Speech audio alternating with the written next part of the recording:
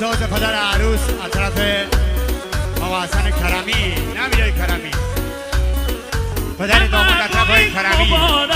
شادی بکی تو باید بوی تو ای خدایا خوشبخت و انشالله اسفن دونه دونه اسفن 130 دونه چشم حسود و سوزن به خودی بیگونه اسفن دونه دونه اسفن 130 دونه چشم حسود و سوزن به خودی بیگونه این شه عروسیه جشن ریبوسیه شادما داره با ناز میاد ملی ریبوسیه.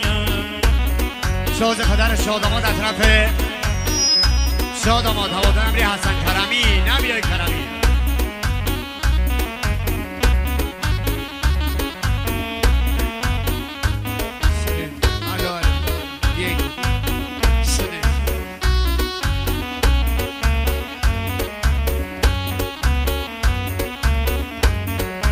همه بوی مبارک شادی بکی تو باید بوی تو ای خدایا خوشبخت و انشالله اسفن دونه دونه اسفن 130 دونه چشم حسود و سوزن به خودی بیگونه اسفن دونه دونه اسفن 130 دونه چشم حسود و سوزن به خودی بیگونه این شه عروسیه جشن ریبوسیه شادما دارم با ناز میاد ملی ریبوسیه.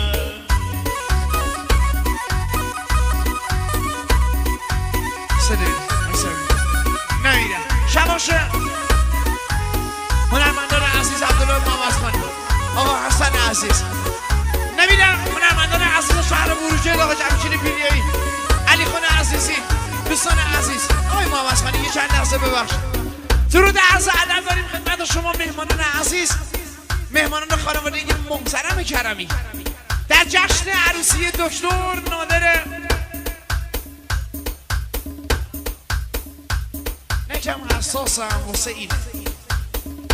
در جشن عروسی دکتر نادر کرمی دور هم جمع شدیم. خیلی خیلی ممنونیم از شما مهمونای عزیز. شب همتون بخیر. تا الان که لذت بردید امیدواریم در این چند دقیقه هم که ما در خدمتتون هستیم لذت ببرید. شروع کنیم دنبال جشنیم. دکتر نادر رو نمیبینم یکی بذاره من دکتر رو ببینم. دکتر نادر عزیزم عروسی مبارک. آقای مامزخانی شباش شاهداماد سجاد هادی لور نمیره کامران